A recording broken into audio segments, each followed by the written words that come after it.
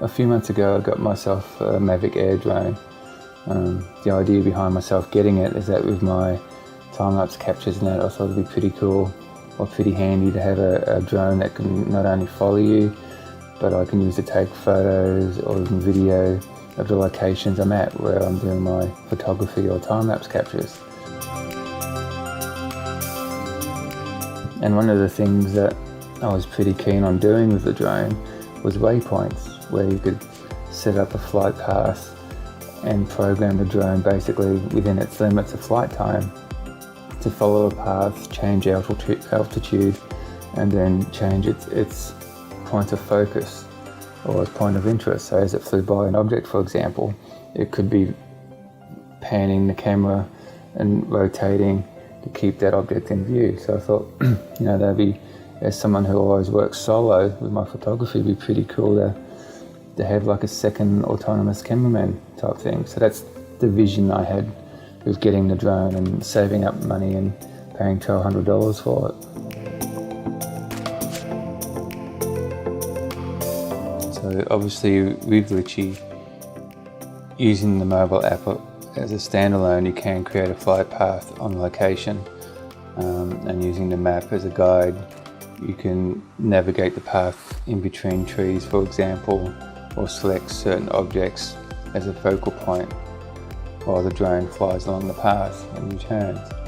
But then the next step for me was using the desktop version, because on location I can only really do that if I have a mobile signal, and obviously if there's a decent GPS signal, it makes it more accurate to plan your path when you're on location. But sometimes where I go, there's not a very good phone or mobile signal.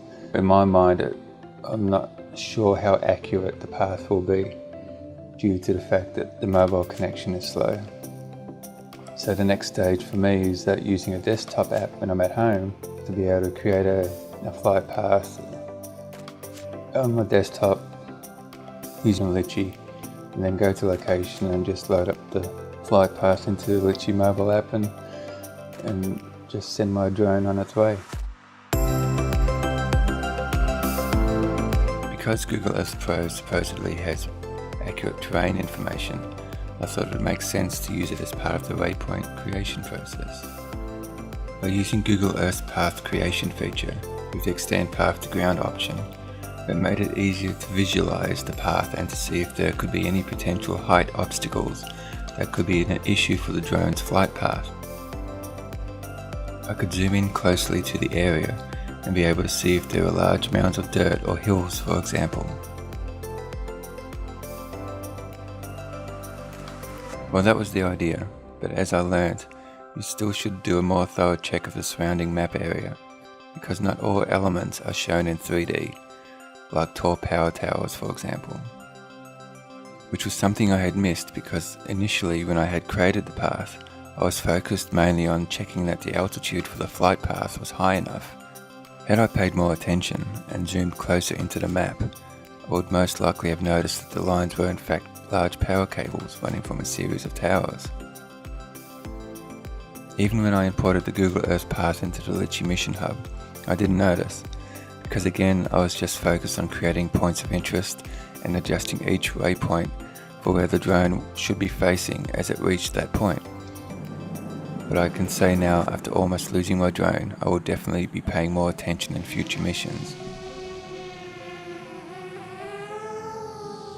I can't explain the sick feeling in my stomach and the shock during the moment when watching the video feed on my mobile, when I saw the huge metal cable sweeping past the drone's camera as it followed its path. My immediate reaction was to push forward on the left controller stick to increase the drone's height, but of course the drone was locked on its mission and didn't respond.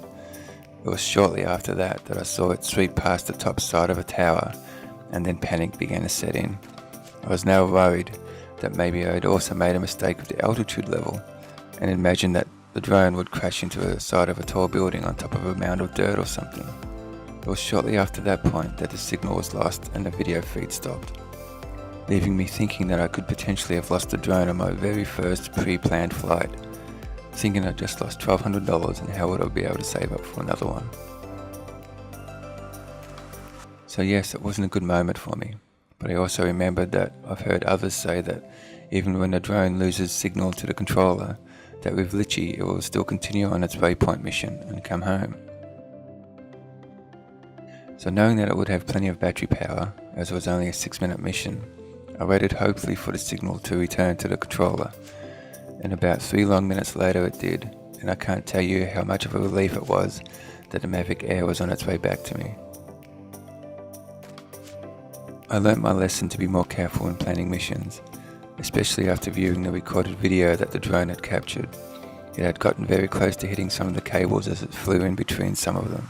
So again, this video is not just about sharing my experience, but it's also meant to be a warning to other newcomers like myself who are trying this sort of thing out for the first time.